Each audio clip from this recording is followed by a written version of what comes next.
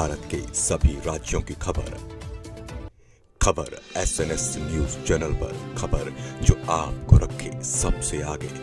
फूलपुर के विधायक दीपक पटेल ने प्रयागराज में शुद्ध शाकाहारी अमृतसर रेस्टोरेंट का उद्घाटन किया।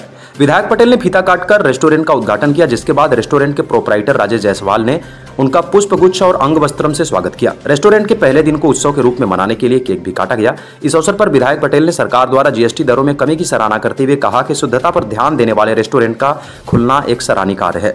उन्होंने कहा कि रेस्टोरेंट के डेकोरेशन और शुद्धता पर विशेष ध्यान दिया गया है, जो ग्राहकों को आकर्षित करेगा। प्रोपराइटर राजेश जायसवाल ने बताया कि ग्राहकों की सुविधा के लिए रेस्टोरेंट में डिस्काउंट की सुविधा उपलब्ध है और शुद्ध शाकाहारी भोजन पर विशेष ध्यान दिया जाएगा। सिविल लाइन व्यापार मंडल के अध्यक्ष सुशील खरबंदा ने कहा कि सरकार द्वारा GST आज सर आप व्यापार मंडल के अध्यक्ष भी हैं और जिस तरीके से GST पे बड़ा फेरबदल दिखने को मिल रहा है, इसमें व्यापारियों को किस तरीके से लाभ रहेगा? देखिए, इससे व्यापारियों को जो GST की दरें कम की गई हैं उसका लाभ पूरे समाज को मिलेगा, व्यापारियों को भी मिलेगा, आम आदमी को भी मिलेगा। क्योंकि जब GST कम हो जाएगी तो लागत सामानों की कम हो जाएगी। जब लागत कम होगी तो क्रय शक्ति बढ़ेगी। तो जब क्रय शक्ति बढ़ेगी तो समाज में खुशहाली आएगी और महंगाई भी कम हो जाएगी।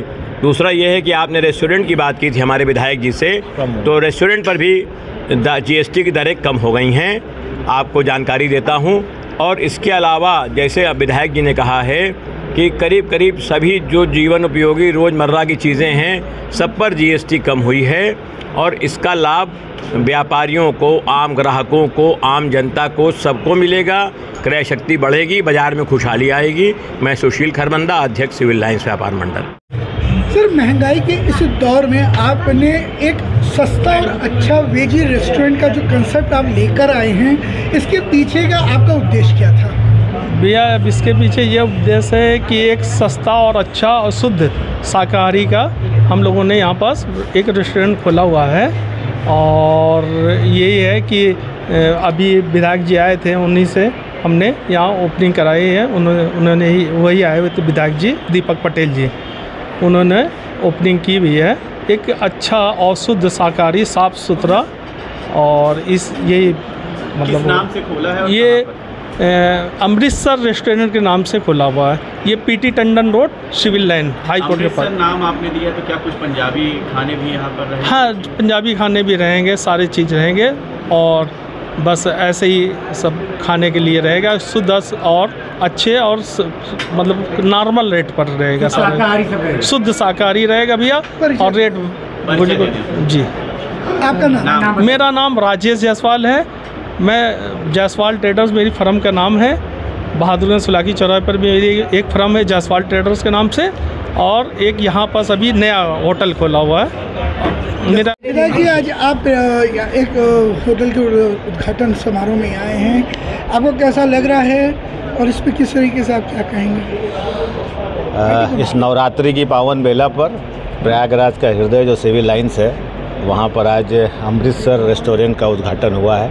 और मेरे लिए सौभाग्य की बात है कि ये शुभ अवसर हम सारे लोगों के साथ ये मुझे मिला है। मैं अपनी तरफ से यहाँ के संचालक लोगों को बहुत बहुत बधाई देता हूँ, शुभकामनाएं देता हूँ।